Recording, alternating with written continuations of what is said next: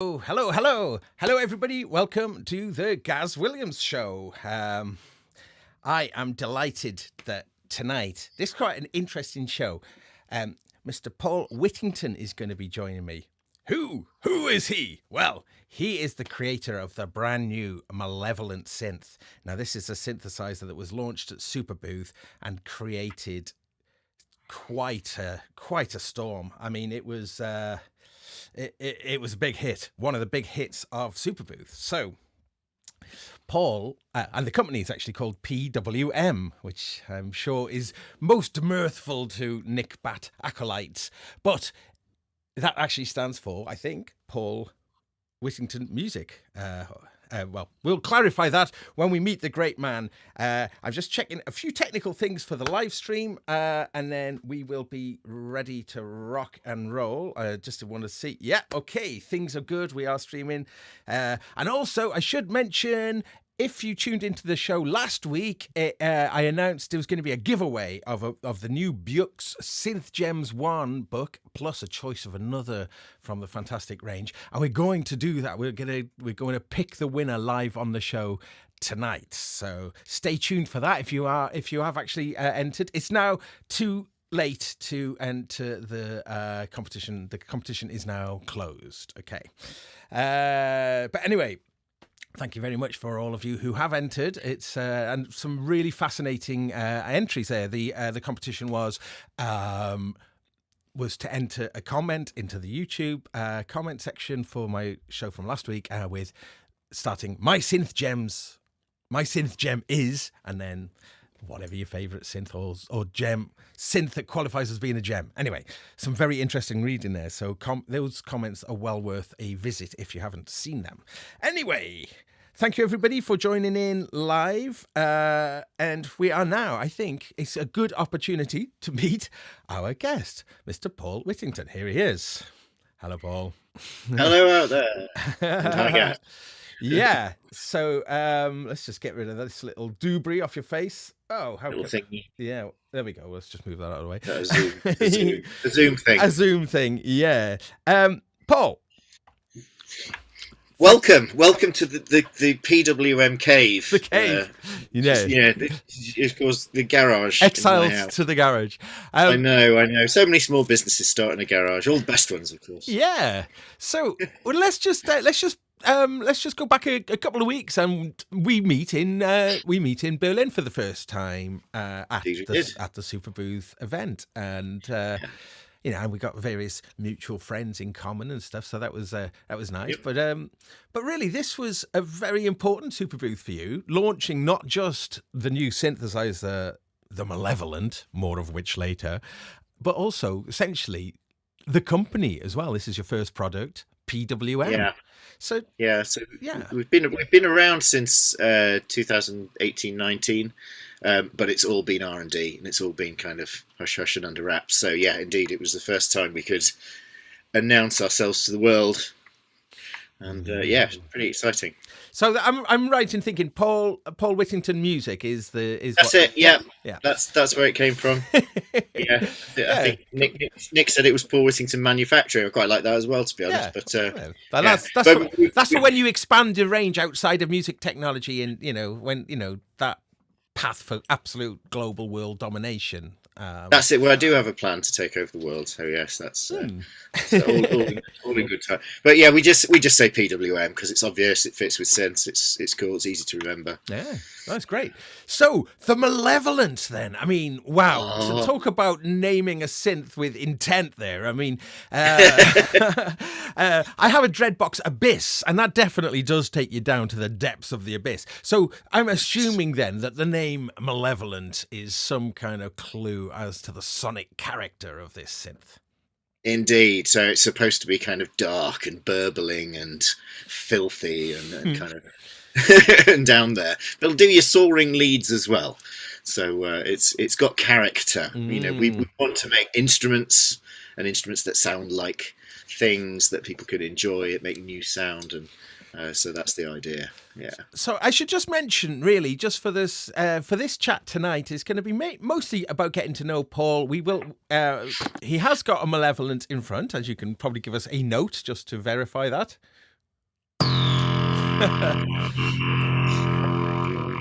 Yes, a malevolent sound indeed. But I mean, it's essentially, we're not set up for high quality demos of that. If you want to listen to it, then actually maybe check out the Sonic State feature on YouTube from Superbooth, because there's some direct live. There's some feeds there, isn't there? So you can hear it with in better quality than we have got tonight on the show.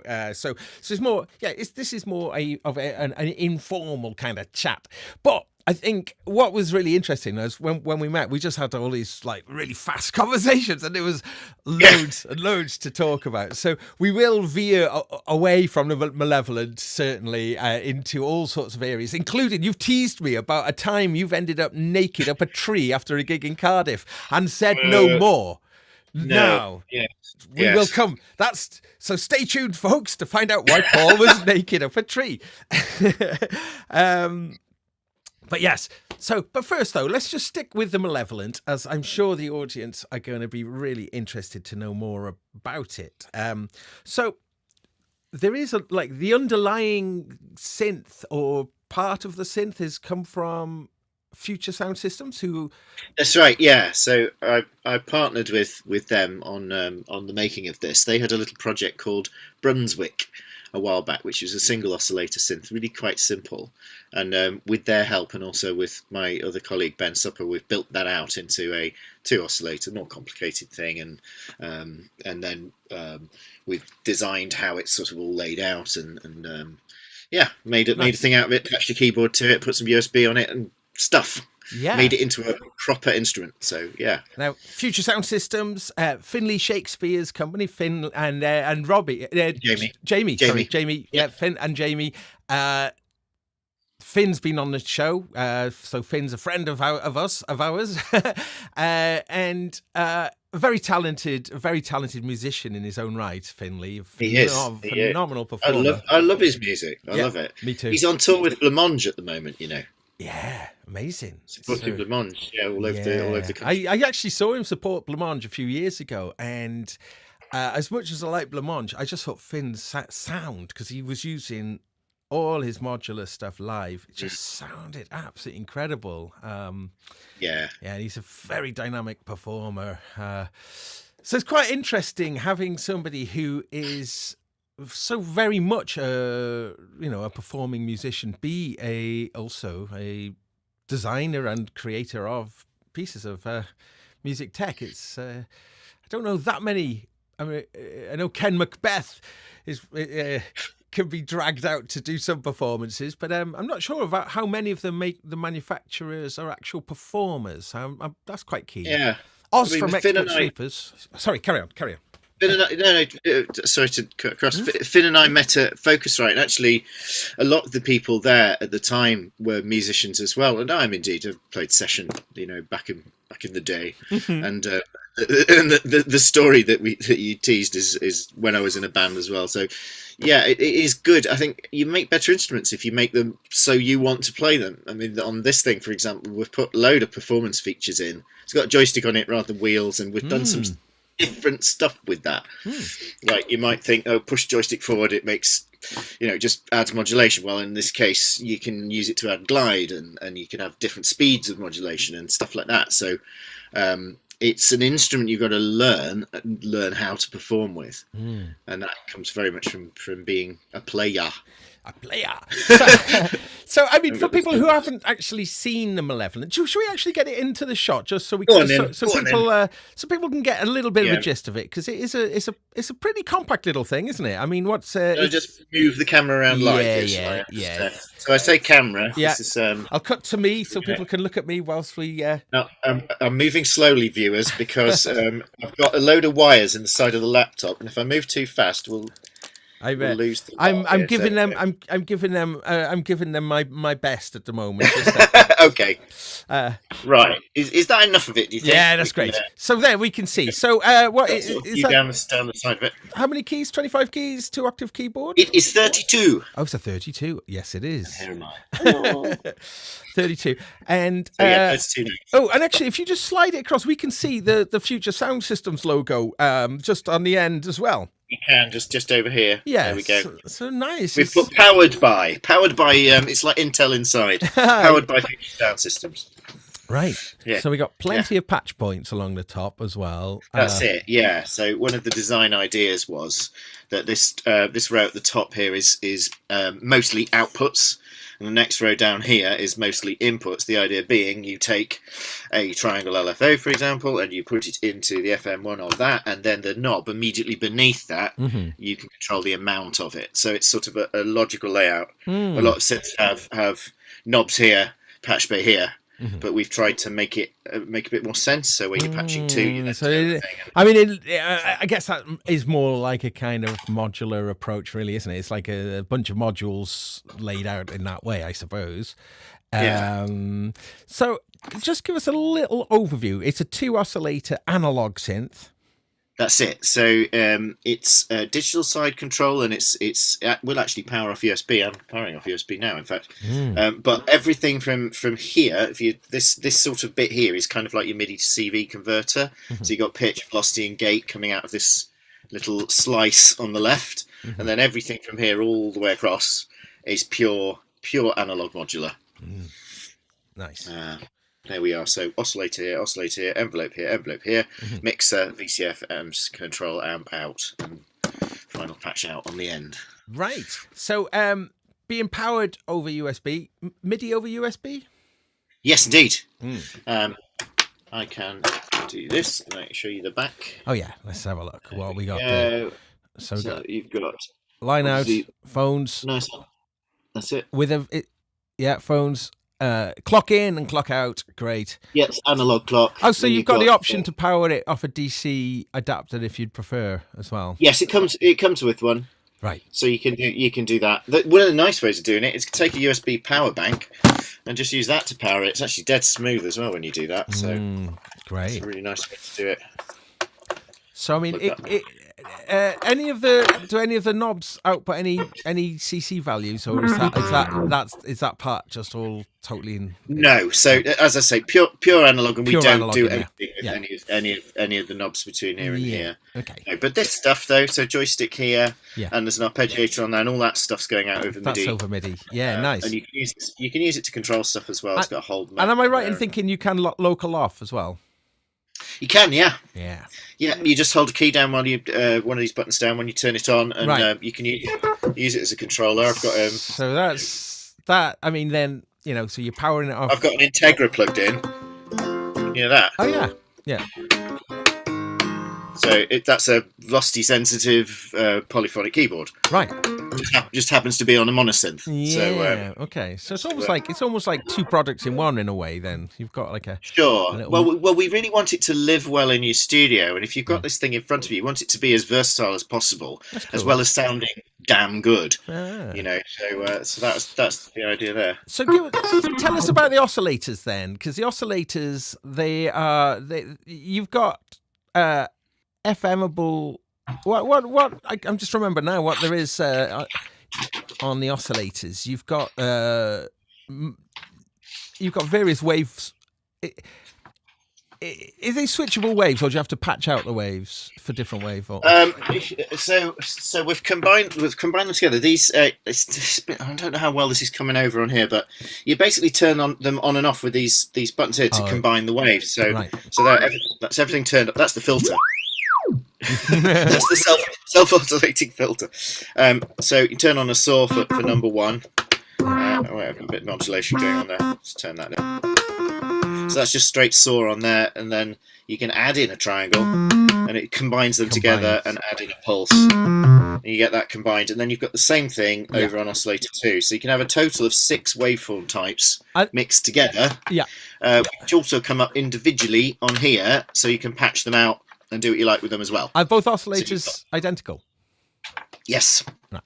Yes, they are. With the same range as well. So Yes. Yeah. Cool. Great. And then so LFOs, how fast will those LFOs go? I will demo rather than let's just do it, shall we? So if we just go up to not that one. So they'll go that fast.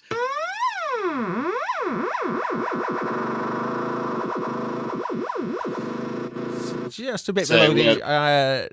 Yeah, a little bit below, I would say. I Audio know rate. everyone wants to go to audio rate, don't they? And it's just a fraction below, but That's cool. yeah. But there is an analog drive circuit in there as well, isn't there? Yes. So at this end, yes, you can really kick it, and that's what makes it rather malevolent. Oh yeah. So you can really hurt it by doing that. Hurt your speakers. Nice. So it's soon we'll be reaching the market. Do we know roughly when that's going to be? Is there any where you're at with the sort of time frame? Yeah, I can tell you what we're doing right now. Shall I come back on? Come back on camera? screen. Yeah. Again, do this carefully so that I don't. Mm-hmm. Here I am. There we go. We went into pre-production this week, Monday. 2 days ago. Mm-hmm.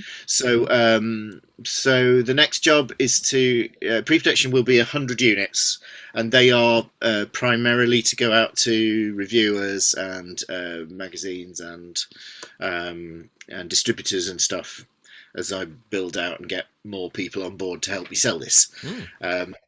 I've got one main distributor at the moment, which is Hyperactive in Germany. So the idea is we bring a load into Germany and then we can sell out from there, including into the UK. The USA is going to be a little bit, it's a work in progress. That's all I'm going to say about that. Okay. We have plans with Hyperactive to bring some in this side of Christmas. So we're really looking at pre-production this month, mass production next month, and units available. I don't know what dealers they'll be in. I mean, we have talked to Toman, so we'll have to see if it comes out through there. But yeah, there should be a quantity of them in Europe this side of Christmas. I would say. Oh, okay. Wow, exciting.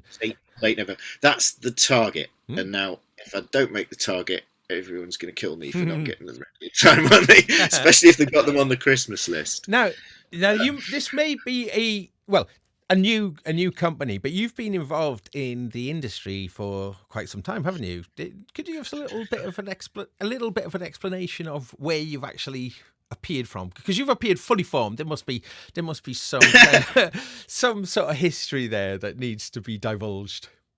Yes, I guess so.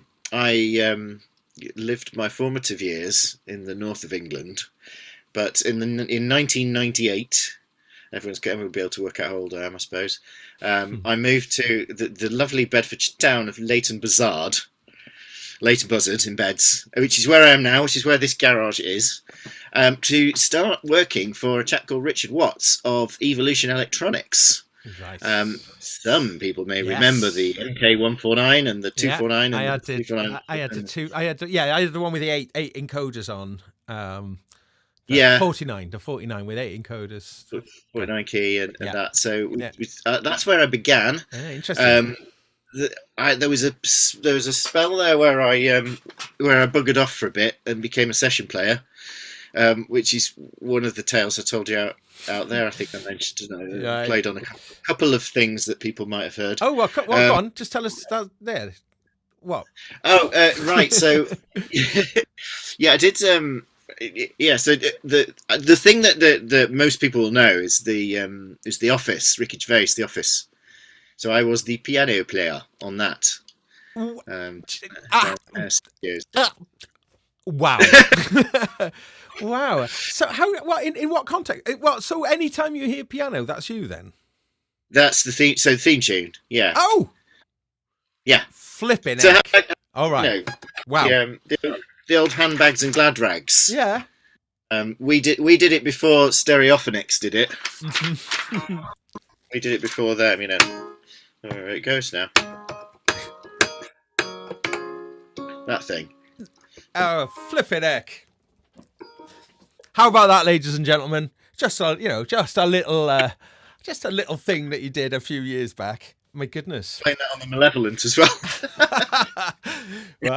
Wow. Yeah. Wow.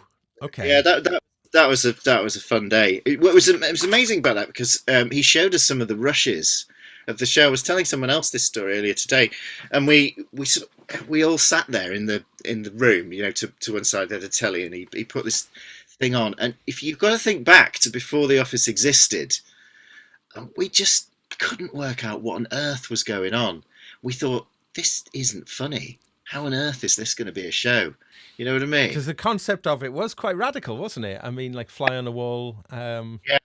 It just, I mean, we did the session and we thought it'll go nowhere. This show's never going to be anything. Oh! No one knew who it was. No one knew who it was at the time. Wow. Yeah, no. I mean, and then it became this, one of the most influential comedies of all time. Yeah. Yeah. That's right. Flipping heck. So what was 2000 and Where were we back then? So we were about 98, 99, something like 99, 2000 when I did that, I think it was. Cool, that's a long while ago, isn't it now? Then I was teaching as well. I was doing a bit of keyboard teaching in Leighton Buzzard. I taught for the Technics Music Academy before that all sorts of disappeared. And then I was around and I was still doing stuff for Richard and Evolution on a sort of contracting basis when he decided to sell the company to MAudio. So when he did that, I joined full time again, and then we went on then to produce the key stations, the Oxygens, the Axioms, the Axiom Pros, all that sort of stuff. Ah, okay. Yeah. Wow. Yeah. So then I did a few years there, and that was the point at which I started going out to China, because I'm partnered on my projects here at PWM with a Chinese contract manufacturer. Really great friends with the guy who owns the factory, and because I spent years at MAudio going out there and fascinating working with them. I used to go out 3 or 4 times a year and work directly with the guys over there. So wow. Yeah. Okay. So that was the time. Yes. So that's I mean, that's certainly I mean, that's a world of gosh, well, I've never actually been to China, but I mean, it's a world of just mystery to me. So in terms of I mean, in terms of that process, then how does that actually work? Do you go with the fully formed product idea, and then and those conversations are more about the kind of manufacturing nous, or what exactly does happen there? So I would go at several points during the process. So we'd design the thing first, and they would start work on it. There'd be to and fro. The mechanical engineers might go sort of sooner in the process to look at how it is when it comes off the tool and that sort of stuff. But as soon as it starts to become a product, that's where I'd get involved to make sure that it's what they're building is to standard and works the way that we've designed it. So, and then there's various points up until production. I would be out there now if I could, but to go to China right now, you've got to quarantine in a hotel for 21 days before you can even start work. Oh, wow! That's just a mandatory 21-day quarantine. Yeah. It's prohibitive. You just can't do it. How could? Because I would love to go out there now and see the first few of these out of pre-production and be able to just add. I mean, they've got the quality control and we've got the process and they follow all of that, but it's just to make sure it's right. I mean, a lot of the stuff at MAudio was me playing keybeds and making sure that they played right. And we did some digital piano stuff. A Keystation Pro 88 had a hammer action keybed in it and stuff. And I spent a lot of time saying, no, that doesn't play right. It needs to, be smoother or more springy or less springy or more weighted, less weighted, and just working on that sort of stuff as well as the product design side of things. So, I spent a long time doing that. But I love it, and I love going over there and I mean, this is certainly interesting with regard to the Malevolent, how there is that full, fully useful MIDI element to it. Then there's some real heritage there in getting that kind of thing designed. Wow. Yeah, that's right. Well, I mean, it is all our design stuff, but obviously they then build it for us, and make the electronics bits and mechanical bits and put it together. Gosh, so I mean, so where do we get to? So MAudio got sold to Avid after that. So I'll finish up to go to the presentation. Yeah, let's do that. If anyone in the comments wants to say "Shut up, Paul, you're boring," then that's do that. Yeah, I shouldn't invite that. No, Well, no, actually, we're very fortunate at this show to have one of the friendliest, loveliest chat rooms I've ever experienced. Oh my goodness. Wow. I'm not looking at the comments now. But, Well, Tell me a few questions have turned up, but we'll come back to that. We'll return to some questions, and in fact, we will take questions about the Malevolent as well. So, but not just yet. I will say when we can take some questions. So hold that thought, everybody, and then we'll take some questions in a bit regarding that. But yeah, let's return to the story. Okay, so MAudio then got sold to Avid, and I was probably there, continued there for a year or two at the point when it was under Avid. In fact, the last product I made for Avid was this thing, which people might recognise. Oh yeah, that's the little.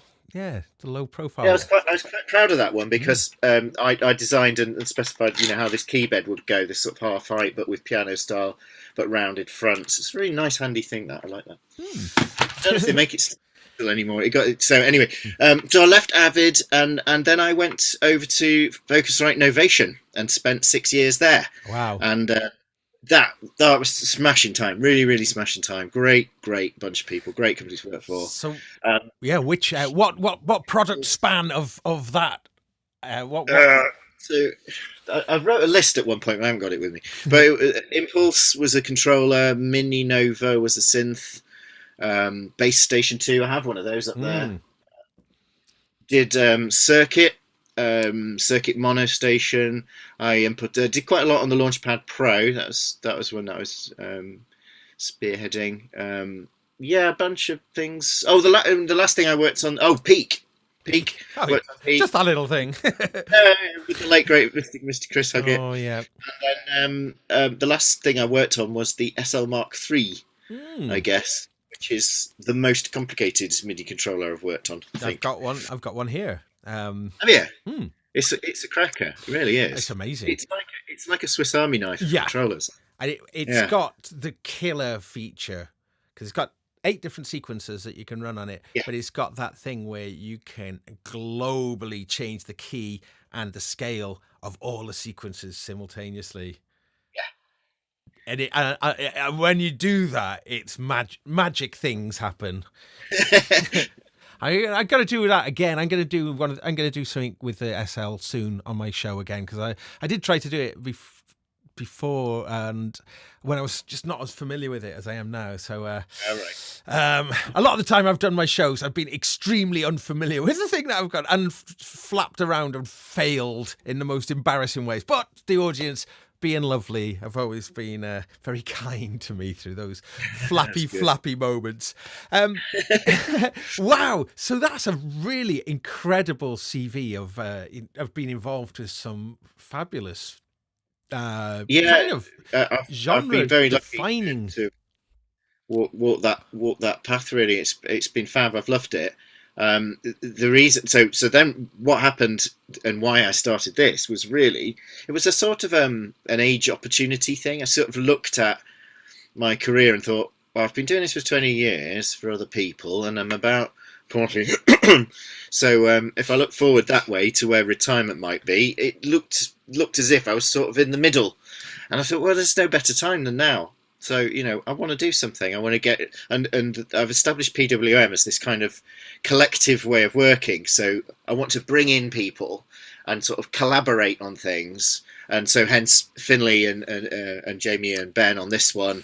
I've got another little team working on product number 2. And, other things. Third little team. Wow. The third little thing, in fact, involves some of the guys I worked with back at the beginning of my career in Evolution. So that's for the third product. Wow.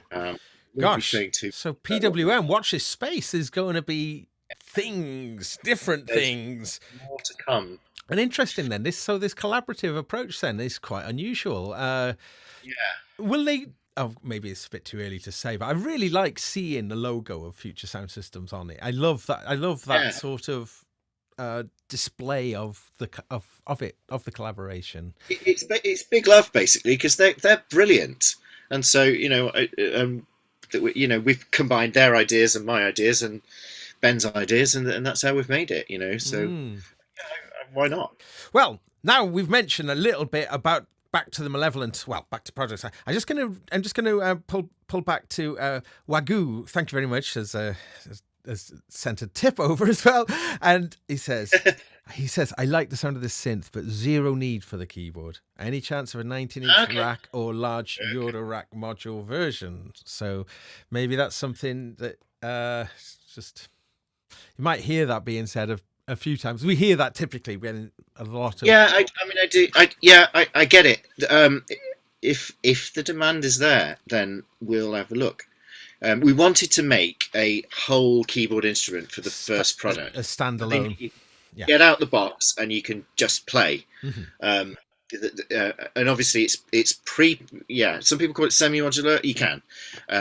We don't. It was actually out at the show. Someone on Gearspace said it's not really semi-modular. It's pre-patched modular. Because if it's semi-modular, then does that not imply that some of the paths are fixed? I don't know. You correct me, guys out there will correct me if I'm wrong.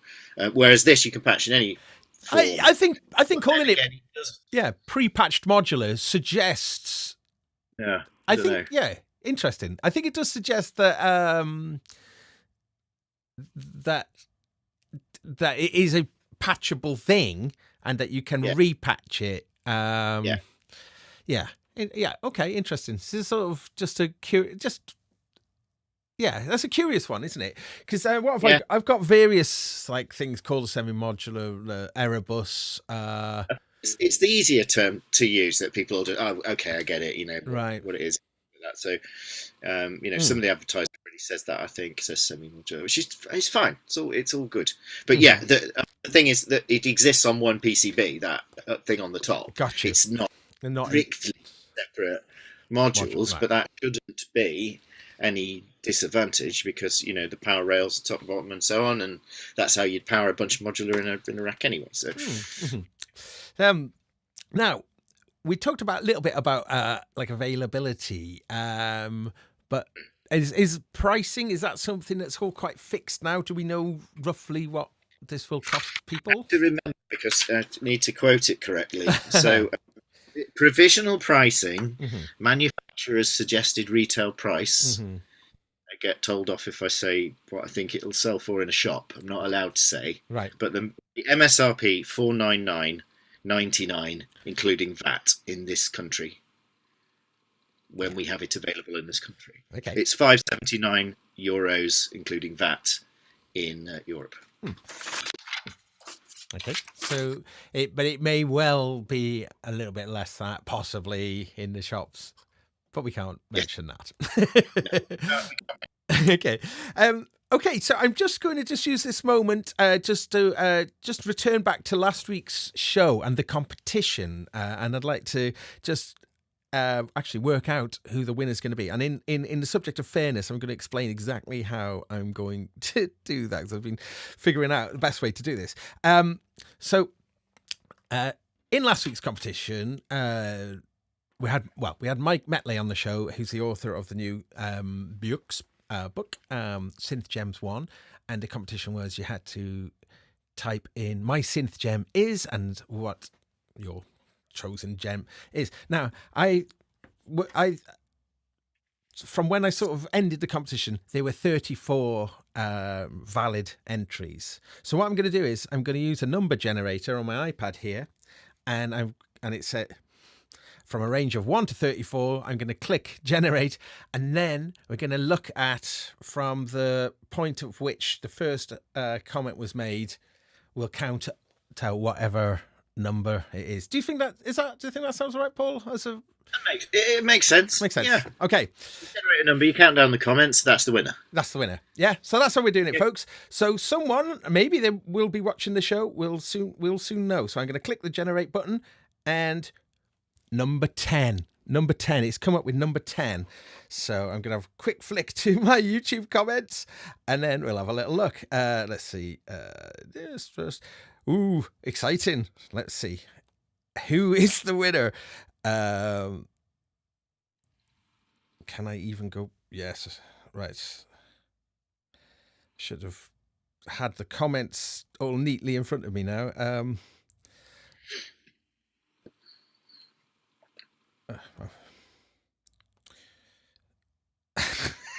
Or if someone else can do it for me. No, I've got to do it, haven't I?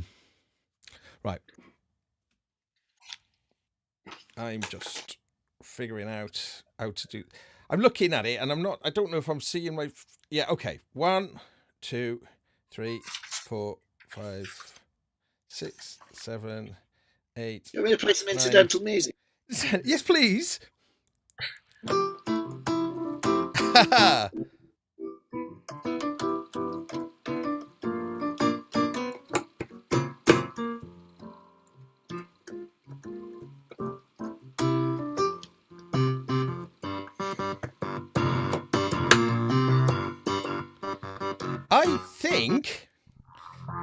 I think I'm going to have to just do it from the order on my iPad as well. So if it comes up differently on other people's systems, I'm going to have to just go with what's on my iPad. I think that's... So I'm counting 1, 2, 3, 4, 5, 6, 7, 8, 9, 10. And I'm glad to announce that the winner, according to my my sort of little thing here, is Mr. Martin Taylor. Hooray! Woo! Okay, so Martin, if you could get in touch with me, I know we have been in contact before, so you could, if you just drop me a message, then I'll get in touch with Kim, and we'll get the book. And you could, if you want, I think, did I see Martin in the room? I think, yeah, he's in the room. So Martin, you've got a copy of Synth Gems 1 coming, plus a copy of another of the range. So if you want to have a little look through that range, you can let us know. You could tell us in the comments if you know already which one you'd like of the other one. But yeah, we're gonna we'll get in touch with Martin and make sure he gets those books soon. And thank you everybody for entering, because it's just very interesting. It's just loads of interesting comments. Yeah. So yeah, thanks everybody for taking part in that. Yeah, a little bit clunky. I'll try and figure out, who knows what we might have to give away in future episodes on the show. Yeah, but so we're going to do more competitions in the future. So just to make it a bit more fun. And I just want to thank again the live audience, because it really does make doing the show a lot more fun. Okay, now I think we've teased long enough.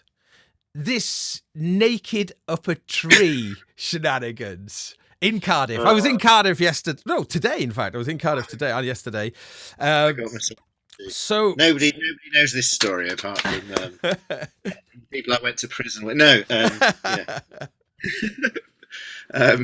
So this was after university. I joined a band, Manchester-based band called Jazz Amiga. And we were so called because we were sponsored by Commodore. Really? Yeah. Flippin' heck. Yeah. And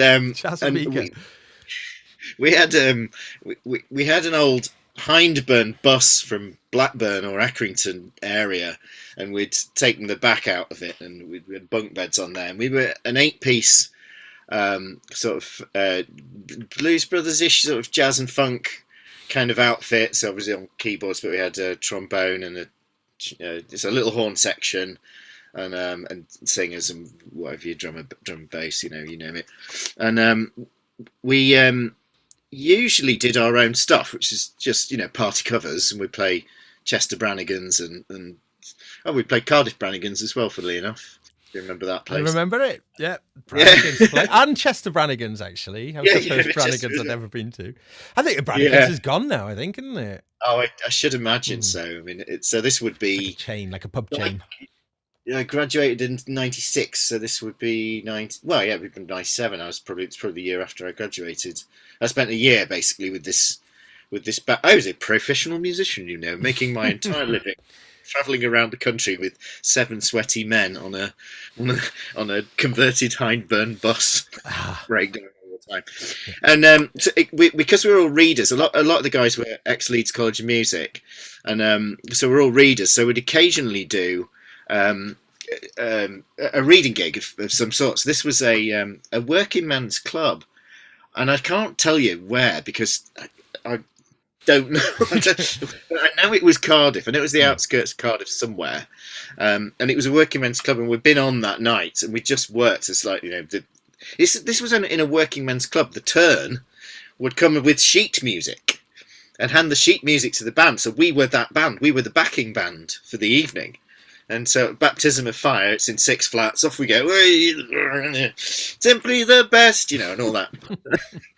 We got to the end of the gig, and we'd be spending the night on the bus. So we'd all been out and bought bottles of vodka and God knows what else. The singer that we just changed singers because the ex-singer had moved on. He'd got another gig or whatever. He'd gone to another band. But he left his shoes on the bus, weirdly. And you'll find out why this is relevant in a minute. So we used to play a lot of games. We played drinking games and forfeit games and stuff. So it was a card game we used to like to play called Shithead. Classic.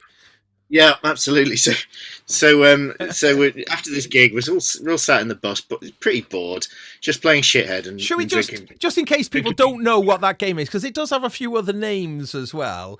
Right. So, quick. You're going to ask me to say how it's played, and I can't bloody remember now. I know what it was called. It's a card game where it's like, do you have power cards? 2s do something and 4s reverse the order. And actually, there's loads of versions of it. I think everyone knows it's slightly different. That's what I was just wondering, yeah. So actually, there we go. Chat heads, chatties, there's a question for the chat room, actually.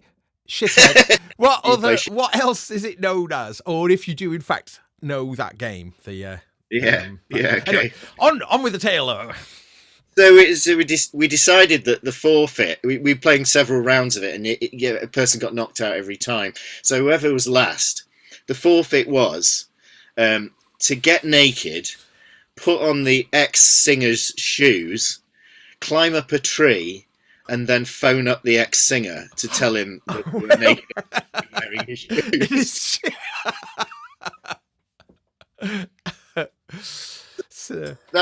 That's the story. It's just a sort of lads on tour kind of. And yes, and we kind of figured out now who lost, and you had to go through with it. No comment. What kind of tree was it? Because I was thinking if it was a fir tree, like a conifer, that could be a bit more painful. It wasn't. It was climbable. I can't remember much after a few drinks as well. So yeah. What was weird was that was all going on, and then suddenly out of nowhere, the guitarist who hadn't lost, he hadn't lost. Suddenly, this figure just came out. He just stripped off naked, and he just started running round and round the bottom of the tree as well, just to join in. I think. All right. Is there any photographic evidence?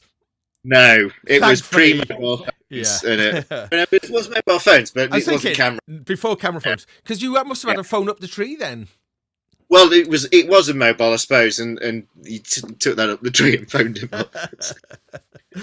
Hang on, Mr. Wiggly, Shithead, also known by other names, most commonly Karma, Palace, and Shed, is a card game, the object of which is to lose all of one's playing cards, with the final player being the shithead. Thank you. That's right. Oh, thank you, Mr. Wiggly. Tom, that's really nice to see you in the chat room. I'm sure everybody knows Dominic Hawkin of Sonic State fame, amongst other things. Also has his is it Sunday, Storm? Is your live stream day now? Anyway, I digress. Again, wow. So that was Cardiff. That was, when was that then? 90s, did you say? So I would have been in the band 97, I think. I think it would have left college in 96, joined them some point that year. My first job out of college, weirdly, was I used to work for Jive Bunny and the Master Mixers. No. Yeah. No. Straight up. I can't believe that. So, yeah, but it gets worse. Oh, really? I worked in their easy listening department. I think we might need some context for some people from listening in from other countries who might not have experienced Jive Bunny. Well, maybe, was it global with Jive Bunny? It was pretty big. It did go global, yeah. So they were like kind of super medleys of just loads and loads of things. So the Dancing Bunny. What year was that? That was a company called Music Factory Music, who were in. Was it not Doncaster? Yeah, where is it? So south. What's the next town south of Sheffield? Might be Doncaster. Anyway, I didn't work there. I worked in the little offshoot studio, which was near the boss's house up in up Skipton way. and it was my first job out of college. But it was a great job because I basically ran the studio. Wow. Wrote the music, recorded the artists, mixed it, pressed it, put it on DAT as it was at the time, and then I made, I don't know, 6, 7, 8 albums worth of easy listening music. Wow. Wow. Which us would go and sell in the States as sort of background music or whatever to companies, I don't know. Who knows? So sorry, I'm afraid I made a bit of panpipe mood. Sorry, everyone. Sorry. Yeah, I mean, yeah. Okay. You're repenting with a Malevolent Synth. I think that's a nice kind of comeback. Is that karma? I think it is. Yeah. The universe sort of goes back to. Actually, talking as we just were mentioning about tour, I could probably say I've got some personal good news that I'd like to share with everybody. Okay. I'm off on tour with Mr. Martin Carr, formerly of the Boo Radleys, and we've got a really great support slot where we're the special guests on the Charlatans 30th anniversary tour. So we've got a whole month on the road, going from November through December, a whole month. So, a month away, covering the length and breadth of Britain with the Charlatans. It's going to be so much fun. The Charlatans, of course, are fronted by Tim Burgess. Tim has been kind of man of the month, really, through lockdown with his fantastic Twitter listening parties, which have been extremely successful with incredible artists tuning in. And with the Twitter parties, listening parties, I'm sure most people will know these by now, but an album would be picked, and then everyone starts listening to it on whatever means that they do at a certain time, and then there's a Twitter feed that's hosted by Tim, and there would often be the actual artists whose albums were being listened to, given essentially like a director's commentary, Nice.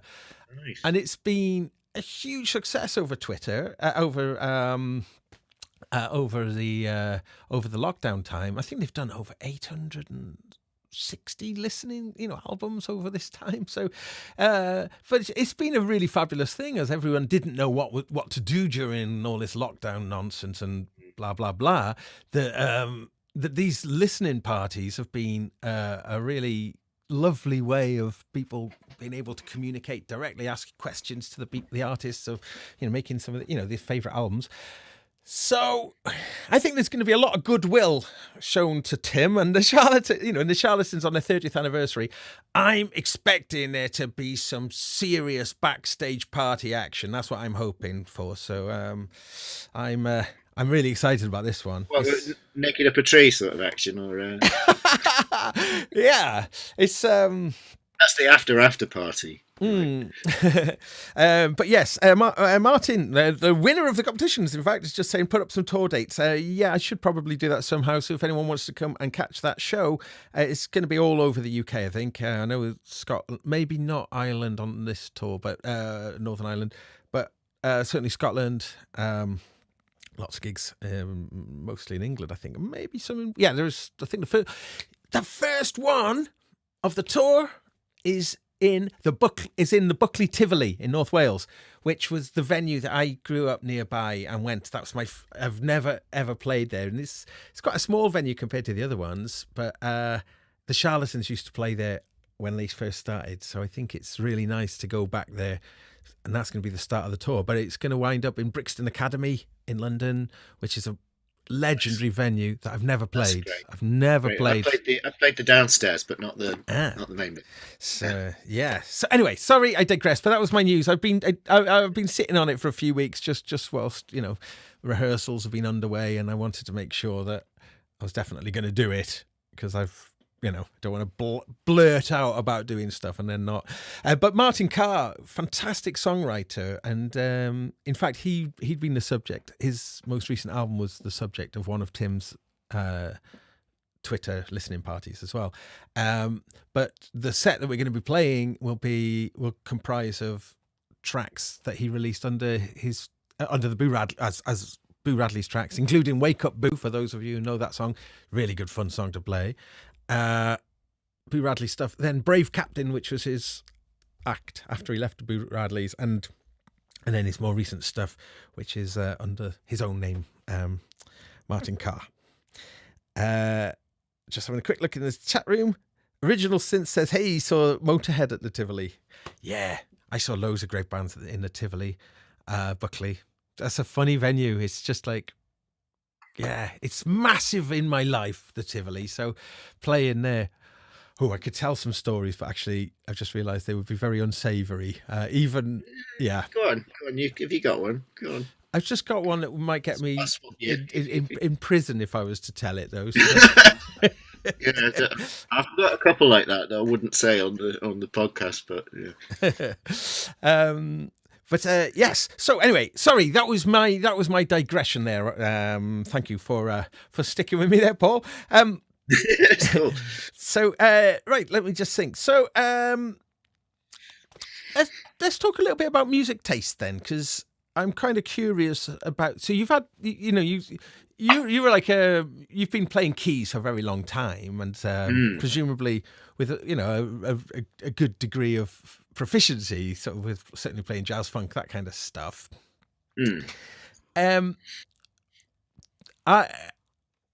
Tell us about your favorite music and little bits about your musical kind of inspirations then, because I think it might be quite interesting.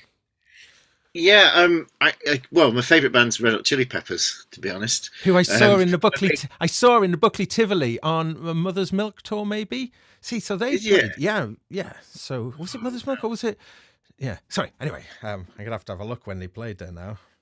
Oh, there you go. That's cool. Yes, I like that style, but I mean, I like jazz. I like to play jazz. My formative stuff, I suppose, was in swing bands. So that's what sort of taught me to play outside of the dots, as it were.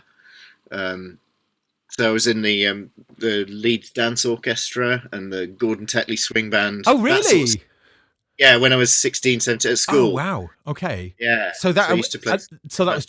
That was all chart based then, was it? Yeah. It's Baptism of Fire. It's a pad that's about that big, and you get to the gig, and he goes, number 537, and you get it out, and he goes, 1, 2, 1, 2, 3, and it's like piano solo, 24 bars, and no instructions, and you just start because you have to. Yeah. So that did me a lot of good back in those days. Oof, gosh, yeah. So I'm not really a classical player anymore. I mean, I did do classical, did the grades and that sort of stuff. But I play pop and funk and jazz. What was the first album that you actually bought? Not bought for you, that you actually went out and bought? Well, the first single I bought, Axel F by Harold Faltermeyer. Ah, now that's interesting. That's an interesting choice. Yeah. Okay. Classic. Yeah, it's a superb synth tune, isn't it? I mean, that track, I can remember just being like just absolutely blown away when I first heard it. I couldn't wait to hear it again. And everybody was talking about it. It's quite funny, isn't it? Now to think it still is what a tune. Yeah, for sure. Do you know, I'm having a bit of a brainwave. I play in a surf rock band called the Rumbelows, and we do surf versions. We actually do Tetris in a surf style, which is amazing. Goes down like a storm. I'm just thinking Axel F surf rock. Axel F. So we've got Helen plays organ. That nice kind of sort of transistor organ sort of vibe. So Axel F. Anyway, sorry, that's just, I'm inspired. Anyway, so Axel F, wow, first single, very cool. Top cred there from a... What was the album? I don't know, it might have been Dark Side of the Moon or something like that as an album. The gift that keeps giving, Dark Side. And I particularly like Momentary Lapse of Reason. Now, that's controversial. But I do like that one. I know that was the kind of... the one they struggled a lot over. And it's the first post Roger Waters album. Yeah, so, exactly. And I don't know. There's a place. That one, that starts with the rowing, the boat rowing across the lake and all the rest of it. And I used to love to listen to that late at night. I put one speaker at one side of the bedroom, one speaker at the other side of the bedroom on the floor, and then lie on my back on the floor. The speaker's pointing at me. Listen to it, yeah. I remember that. I just remembered the Dark Side of the Moon story the other day. When I was about 16, CD jukeboxes first started appearing in pubs. Ones that you could, page through lots of different. And prior to that, jukeboxes had all been 45s, and I'd got hold of Dark Side of the Moon, and I thought that on the run, the VCS3 thing, I used to sneak into this pub and put it on the jukebox. I put it on to repeat loads of times, so it just play it on the run, just program it just to keep playing on the run, and just like, and then just leave the pub, just like thinking it was really funny, inflicting it on people. Pub jukebox equivalent of ringing the doorbell and running away, isn't it? Exactly, that's what it was. I love it. Sorry. Okay, so that must have been quite interesting then. That Axel F, because I guess you were playing piano from a young age, but your ear was drawn to the synth sounds. So, do you think that sort of started? Do you think that was the start of this like lifelong love of? I was infected by synths very early. Right. Yeah. Yeah, it was. I mean, I saved up all my money to buy a Casio keyboard when I was 12 or something. I can't even remember, but I've always played electronic instruments, keyboard instruments of some sort or other. We've had a request. Axel F on the Malevolent, please. Oh, look at that. With the Malevolent sounds, not the Integra. Yeah, not the piano. What have I done to okay, now? You can have you have a little.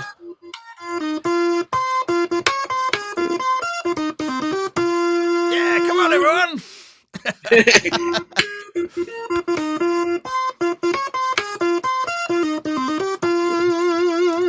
I can't. It's a monosynth, so I can't do the. That's triads, isn't it? It's what a tune. And it's in F as well. I remember it. Well, so okay. So in terms of other sort of synthy influences, rather than bands or musicians, what actual synthesizers have been influential to you? Of products. So things like MS-20 and it's more the sounds of them than playing them. I never really was able to afford to own a lot of that stuff, but unless I got to try it out at university or whatever. But I guess so. It's just more the sounds of them on records. Yeah. So I mean, it's quite interesting, isn't it? Because you said about not being able to afford them, but like. It's a golden age right now, isn't it, for people who are interested in, well, certainly into analog synths. They've never been as affordable, and now you're actually going to be making a very affordable analog synth that, I guess, for some people is going to be their first synth, and certainly their first analog synth. That's fab. That must be quite exciting then, thinking once they start getting into the hands of people, and just when will the first hit to have one on it will be. It's all about, isn't it? So it's not about what I do with it or how I make it. It's about what other people do with it when they get hold of it. Because even the products that I've made up to this point, when you see what other people do with them, that's what blows your mind. You're like, oh wow, you got it to do that. That's amazing. So I can't wait for people to have this and make music with it, and I hear what the results of that are. That's really exciting. Yeah, gosh, wow. And I guess as well, if people start making sounds on it that you haven't heard as well, sounds that you don't know that it is capable of doing, I think that'll be an exciting thing. But I guess with the amount of patchability on there, it is a kind of pretty infinite. There's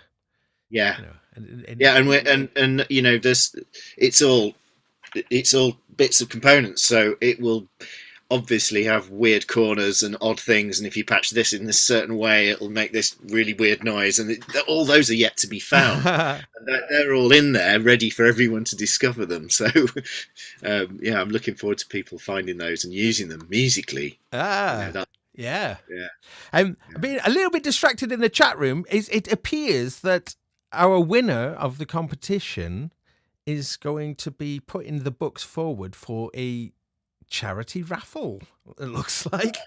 So going from one competition to another. Let's sort that out later. I can't quite comprehend that right now, but that sounds really good. And maybe through Dom, I think, maybe Mr. Wiggly. Oh yeah. So also Mr. Wiggly, his show is 7 p.m. on a Sunday for those of you who haven't heard, want to check that one out live. Right.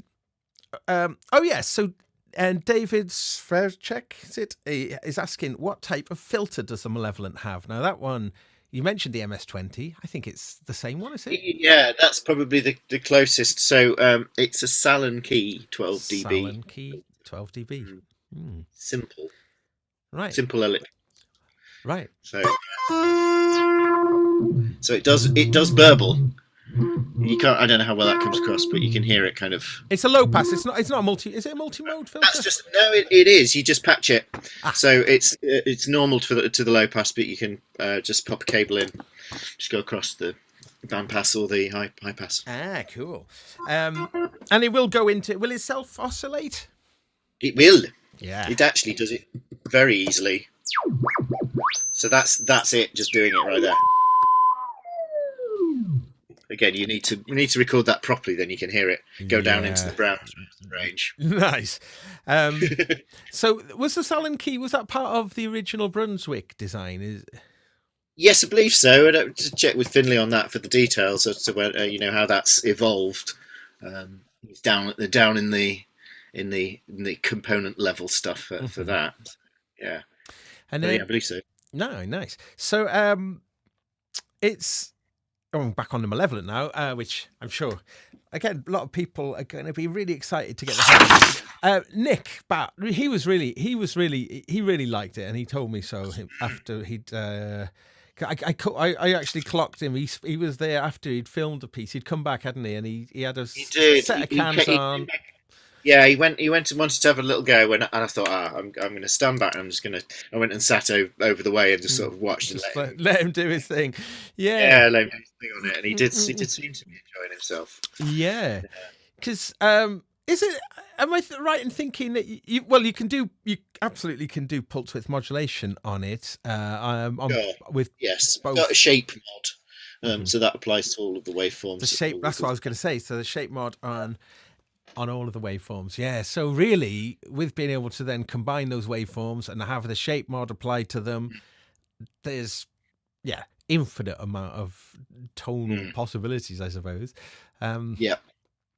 Nice. So, I mean, in terms of the competition for the Brunswick, I suppose the base station 2, something that you've had a hand in, is actually in a similar ballpark, and maybe. Obviously there's that. There's the Arturia pieces as well. But this sounds like a Malevolent. So if you want this sound, buy this one. Yeah. Maybe you'll have a base station as well.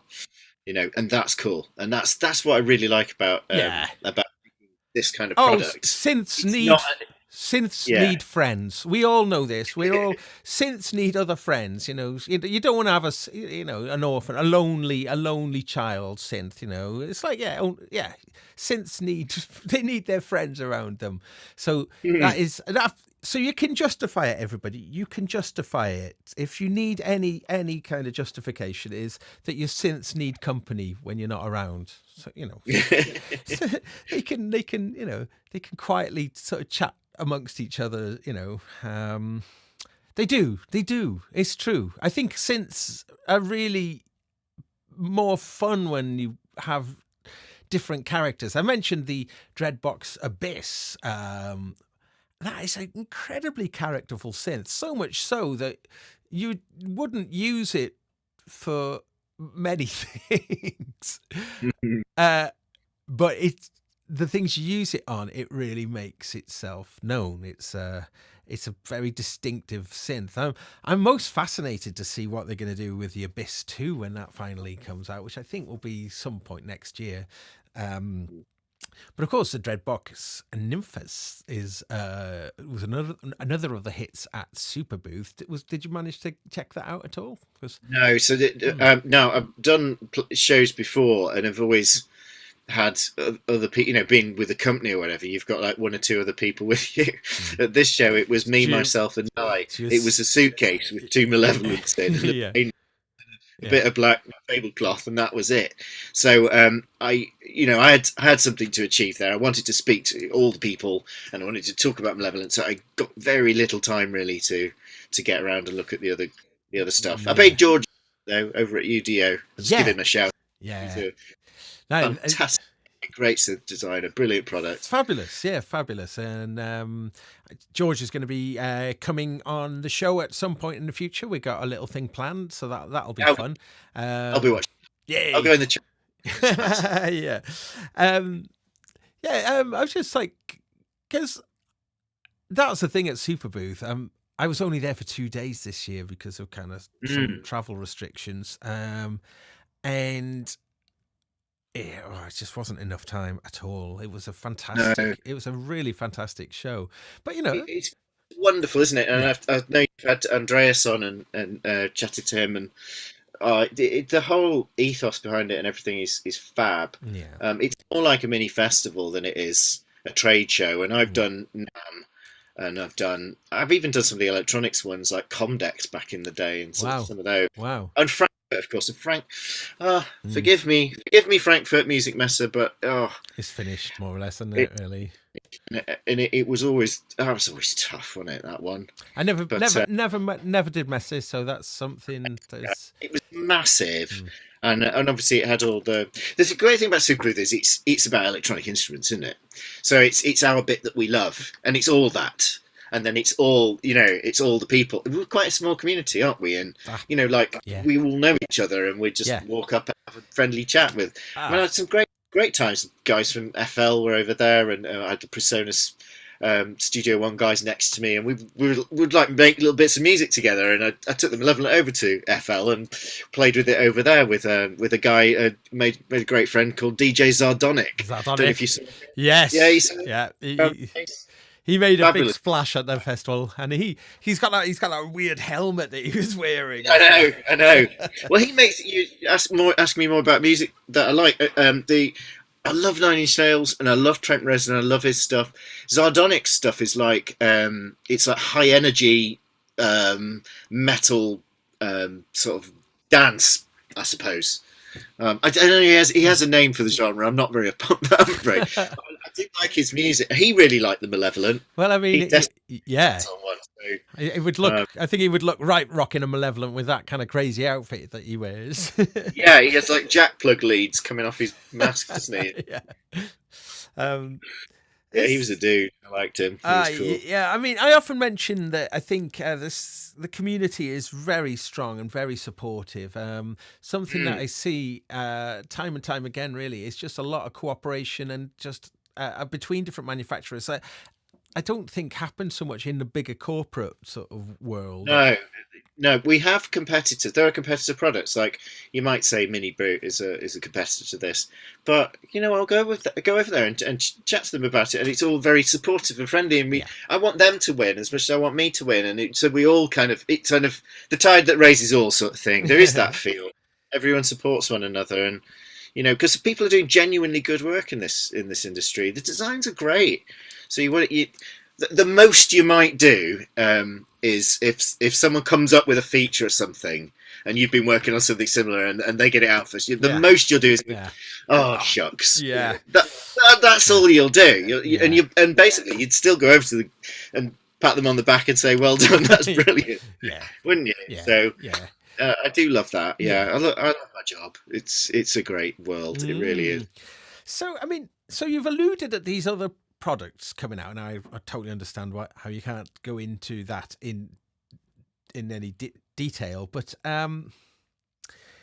as I say, as a young company, then with this as your first, with the Malevolent, then it being the first product, having then other products, then you're having to have some sort of roadmap, some sort of time scale that you're having to coordinate everything about.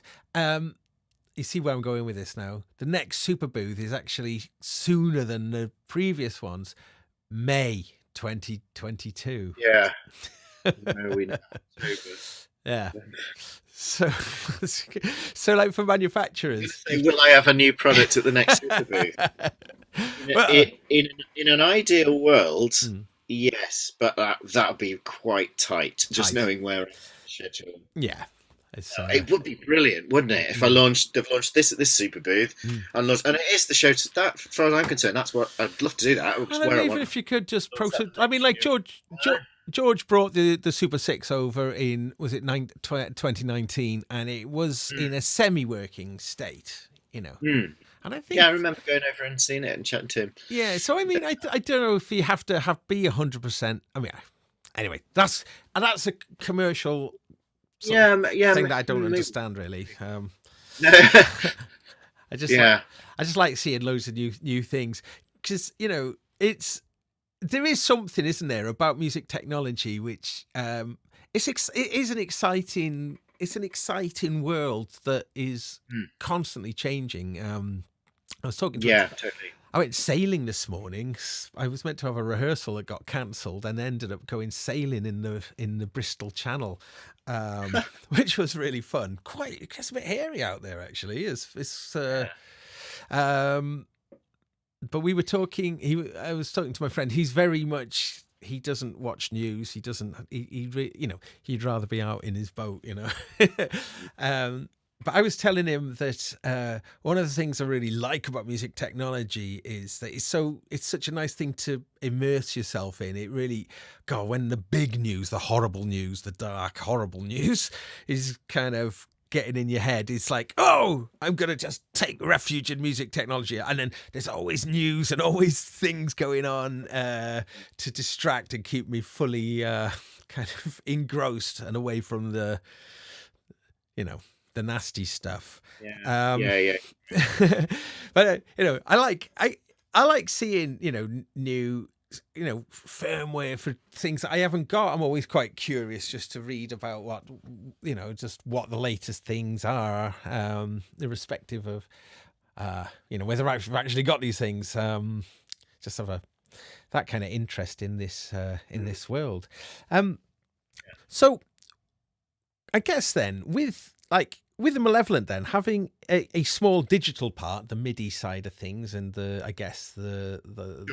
way that is subject, that could have firmware updates, but it is. You can update it over USB. I guess, we don't have a sort of shippable updater at the moment, but in fact, we kind of do, but we haven't got a firmware that we need to supply until we find something that's either wrong with it or we want to increase the feature set on it. But we can. It will be field upgradable. We'll be able to, send over a little application and it'll recognise it and update. That's how we do it now, in fact, when we fix things. It can do that. Nice. Because it's class compliant. It's class compliant over USB. It's USB-C on the back. USB-C. It's class compliant, just plugs in and works. And as I say, we've derived the power from that, which we spent a long time getting right. Now, have you heard about Apple maybe removing class compliancy from the iPhones? No, I haven't. Oh, from the iPhone? From the iPhone, not the iPad. Right. Yeah. I don't, from the iOS, rather than iPad OS. But I don't know if that's just scurrilous rumours. I haven't heard that, but I presume it's not going to change Mac OS until, of course, they start to. It feels like they're going to bring Mac OS and iOS together at some point. Isn't it? Definitely. So I mean, so when I heard something along those lines, and it's sort of like, oh no, Apple, don't do that. That's going back to the bad old days. There, let's keep class. I would march for class compliancy. Yeah. I've had some dealings with Apple in my career. I don't know, the music side of things for them is a bit down their priority list. I feel it is. I don't know if others out there feel that it is, and we've seen. So when they do OS updates, they can break stuff. It's a bit of a headache. Was it Focusrite? A bit of a headache trying to keep up with that sort of stuff. It's bit of a shame. I did get very cross with Apple removing the headphone jack, especially off things like the iPad Pro. It was just as far as I could see, that was an anti-musician move, really, because they did not have ultra low latency wireless audio drivers to Mm. replace the removal of the headphone. Yeah. You know, or they could have given us a second a second port, as a second USB port, but no. So it was like you're taking it away, but you're not giving us anything to replace it. And I was very angry with Apple. I still am. I'm still angry about that with them because we did the series on Sonic State called Sonic Touch for many years, which was an iPad specific show. And the reason we did that was because as an emerging platform, it was really exciting. And those early few years of the iPad, the amount of innovative software, it was like a level playing field as well. All these people just making apps who've, and that were really stunning and incredible thinking. It was really exciting. But, once they started doing that sort of stuff and removing the headphone jack, it really reduced the iPad's kind of musical value. And you can say, yeah, but you can plug things in. No. No. What made it great? I did gigs with it. I gigged. I was one of the first gigging iPad musicians, I think. I used one in a gig in 2011, and it was, I was using... I think it was Synth X from Way Out Where, which I thought was really cool. Anyway, this is a digression, as I want to do. I mean, so have you seen? You aware of Beardy Man and his work? Oh, absolutely. I interviewed him for Sonic. Actually, amazing. Yeah, brilliant. Yeah. Four iPads, I think he works off currently. Is Beardytron. Yeah, awesome. That is. That guy, as the way he's able just to multitask in the moment is astonishing. And Beardy Man and his live shows, he'll ask the audience for a bunch of different words and ideas, and then genres as well, and ask them what genre do you want it to do, and then build. And brilliant to see him live. I've seen him at the Caldecott Arms. It's just not too far up the road from me here, and it's just brilliant to see him just throwing stuff out and improvising, and nice, incredible. So so if you're not familiar with Beardy Man, definitely check him out. Creativity and technology, isn't it, coming together? Yeah. It's great to make this stuff, but it's how it's used. It's make music with it. That's what I really like. Yeah. So I think he has changed his Beardytron since the Sonic State feature, but we do go into quite considerable depth in the feature that we filmed about 5 years ago with him. They're still floating around on Sonic State, so maybe have a look at that. That's if anyone is interested in the great man. That's a cool one. Yes, Synth Addict's saying about the Bluetooth latency sucks for audio. Yeah, it is audio, isn't it? Totally. I've got one of these. It's for me Superbooth, this stuff. Oh, I've yet to try this out. But what is it? What is it? It's CME. Oh, the MIDI. Yeah. It's not. It's not the best name, is it? Really, Widdy, but. I've got one of those. I got one of these ones. The MIDI. This is the Yamaha one. Oh, okay. But I tell you what, I found the response of this can vary with different things. So like with my iPhone, I was getting a lot of drop notes. So I just tried putting just a single note arpeggiator in and got it go ding, ding, ding, ding, ding, ding, ding, ding, ding, and every so often it would skip notes. It would Bluetooth. I'd never use Bluetooth MIDI for a gig.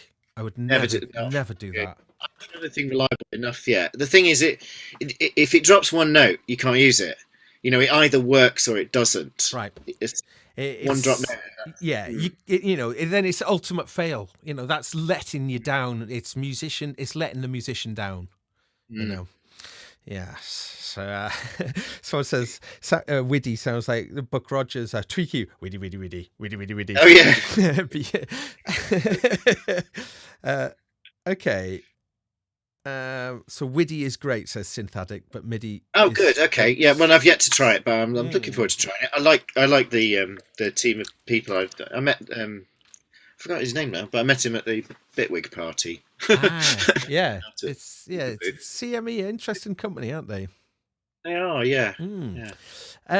Cool. So I think we're going to be bringing the chat to a close soon. So I think now is a good time to ask the live chatties if they've got any questions they'd like to ask Paul. I mean, it could be about the various things that he's been involved in, but certainly about the Malevolent. Any questions about that? Now would be the time to get your questions in, everybody, if you'd like to ask, and then I'll keep an eye on the chat room and see if anything comes in. Yeah, is there anything else you'd like to tell us, though, that about things that we haven't mentioned yet? Anything? You're covering quite a bit of ground. Yeah. No, I don't think there is. I think that's... No. Cool. We've completely run out of things to talk about. No. So, well, maybe just have a look on the website if you'd like to. Oh yeah, let's say. So is it Pete? Have you been to my stuff page yet? I have, and I wanted to talk about that, so I'm glad you mentioned that. Okay, so yes, right. I think yes, you're maybe not as serious a person as one may have thought, really, and I think if you what made you think I was serious? No, I don't know. Yeah. We always, so we were sort of doing, the marketing director and we were doing our sort of brand values. What are we? This sort of idea here, this PWM logo, is sort of inspired by the London Weekend Television, LWT. Oh, nice. Yes. Cool. And we were saying, yeah, we're British, we're British synthesizers. We're sort of that retro, but in a modern studio environment, hopefully, hence the sort of modular thing, but it'll sit in your studio with USB and it's compatible, that sort of thing. But also we don't take ourselves too seriously. No. But the thing is, so we came up with this character, Monty, and you will find him on the stuff page on... oh gosh, we're up to 4 episodes now. We've got 4 episodes. We haven't made one in a while. Mm-hmm.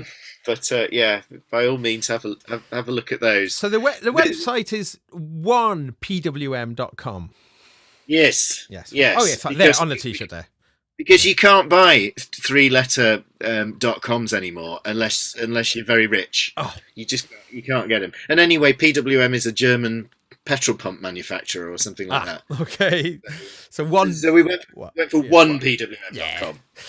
I'm just going to catch up with some questions coming in. So is the Malevolent hertz for volts like the MS-20 or is it 1 volt per octave? Oh, Ben Supper is in the chat there. So Ben's been involved. Yeah. So Ben Supper of Supperware, I think. Is that right? That's it. Yes. Supperware. How good is that? That's it, yes, you should check out some of Ben's stuff as well because it's completely awesome. He has a thing called Head Tracker, which is can detect where you are in space and change the audio, so you can kind of have a virtual stage over here and with your headphones. Oh, okay.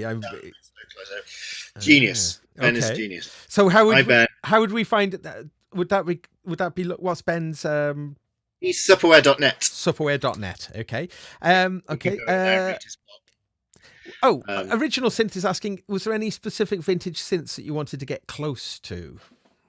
No, not particularly. We, in fact, sort of wanted to be, well, not the opposite to that, but we wanted to make our own. That's the short answer, really. Yeah. So we weren't trying to emulate anything, really. Are you going to do a poly version of the poly version called the Maleficent? How'd you say it? How'd you say that? Sure, Maleficent. Maleficent. The Maleficent. A fully analog poly. I'm not going to say no, but that would be a tabby challenge. Yeah. I'm not saying no. So where did the name actually come from? We did touch on that earlier, didn't we? It was actually, where did it actually come from? Brainstorming, really, knocking ideas around. I came up with it. It was a name that I liked. It sort of spoke more to the sound, and it's that sort of evil bubbling under sound rather than obvious. I hate to use brute, but it's not brutish. It's malevolent. Ah, here's an odd question. Who painted the island sunset picture behind you? It looks like just like the artwork from our posters from around 98 to 2000. Yes. The Utopians was the band, Afro Roots Reggae. Yeah. That is my 13-year-old daughter's. There we go. She painted this when she was a bit younger, so about a couple of years ago. Look, it says. Look at that. Oh, there we go. She's quite the artist. She's extremely talented. Yeah. So I keep a few odd trinkets around. I come from Yorkshire, so I have a little sheep. Yeah. And then I have an old Porsche there as well, and for some reason an egg. And just things just to these are your little friends. Well, it's good to have some friends, isn't it? Give me a key ring. Okay. One of those. You can't get these anymore. Oh yes, the original Clagnut. Yeah. So okay, so thanks everybody in the chat room for those questions. I think we'll close questions now. So we'll just draw the chat to an end. Just in case you missed it earlier on, Mr. Martin Taylor was the winner of our competition from last week for a copy of Synth Gems and another of his choosing from Björk's, although I think that might now be going through to some charity raffle. So check out Mr. Wiggly's show at 7 p.m. on Sunday. I think that will be for more about that. And Paul, I just would like to say thank you ever so much for taking time out to join us on the show. It's been marvellous fun.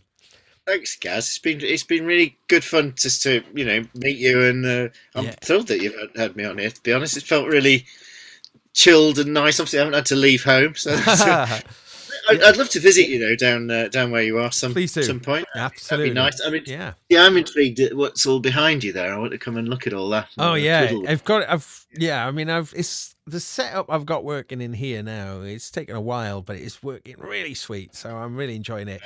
Directly behind me is the Super 6, and with the Touche there, and I haven't got it yet, but there is going to be something quite interesting happening between the Super 6 and the Touche, which I'm really excited about, but more about that later. So I guess then we talked earlier about the Malevolence availability. Hopefully this side of Christmas, looking good. Oh, there was a question about US availability. Now we also mentioned that at the top of the show. That's still to be. I'm looking for partners, I'll say, to help me out over there, so that we can get some across to the US and then distribute it there. Okay. Well, maybe someone will be... I am actively on it. I was talking to people only today and yesterday about that, so yeah, we're working on it for sure. So it's still kind of early days in the PWM kind of lifespan, but really interesting to know that there are other things coming as well. So definitely a brand to keep your eye on. And the Malevolent, certainly, as I say, one of the big hits of Superbooth, absolutely, without a shadow of a doubt. Many people were saying, have you checked it out? There was a real proper buzz about it as well, which was super cool. And I also like the fact that it's a continuation of the British synthesizer legacy. Now, obviously, we lost the Chris Huggett. Well, yeah, was it last year or this year? But not that long ago. The legend, and somebody that you did work with as well. Yeah, indeed, yeah. So there's almost like a passing of the baton, I guess, now, and taking, British synthesizer designs into the future. So there's a certain responsibility involved in that. So well done for taking that on. Sounds heavy, sounds weighty, but we'll take it on. Yeah. We're going to do it. Yeah. We'll do it. So, okay, everybody, that's it for the show. Thank you ever so much for tuning in. If you tuned in live, thank you also for everybody who watches the show after the fact. And to Paul, of course, thank you very much for joining us. And I think we'll just give a little wave and we'll say goodbye to everybody and See you soon. No show next week. Well, not at the normal time, unless I do it at a different time, because I am going to see Fontaines DC, which I'm really excited about. They're a kind of cool band, and the guy who's doing front of house also does front of house for the Charlotte Church Pop Dungeon that I play in. So that's going to be. He brought them along to watch our gig in Green Man as well. So and they loved it. So I'm quite excited. Hopefully, get to. Hopefully meet them as well. Fontaines DC, bit of a kind of, Irish kind of guitar band, but definitely interesting one. What else was I going to say? So that's next Wednesday night. So I had to take it. Oh yeah, if anyone is interested in coming to see the Pop Dungeon, there is we are playing the Festival of Voice in Cardiff in November. There's a really interesting lineup. The Festival of Voice runs for about 4 days. I think that on the first day, Mr. Brian Eno is taking part and giving just looking at that, just looking up the details now. But the Charlotte Church Late Night Pop Dungeon is a must see if you've never seen it. So of course I'm saying it, but yeah, I'm just looking. Yeah, the 2021, it's running from, let's see who else is playing. Hot Chip, Tricky, Max Richter, sorry. Griff Reese, Arab Strap, Brian Eno, and the Late Night Pop Dungeon. And we're doing like the kind of, the wrap up, the after party. So, that'll be fun. Oh, actually, Roger Eno is also doing it. And someone I'm very interested in playing on the same bill as us is Anna Meredith as well. So that's the Festival of Voice. And I'm just looking for the dates of that. It's Thursday, 4th of November to the 7th of November. And I'm playing on a Saturday night. So just to mention about that. And again, thanks everybody. And thanks, Paul, one more. I've just used the time again. I'm just writing down Gaz on Saturday night. Yeah. I'll come. Yeah. I mean, come, because I mean, it's going to be a right old party. The Millennium Centre in Cardiff is one of the most beautiful concert halls in the world. It's a stunning place. So it's certainly a place to come. Okay, everybody. Thanks ever so much. Thank you again, Paul. And we'll see you soon. Cheers, everyone. Bye. Bye-bye.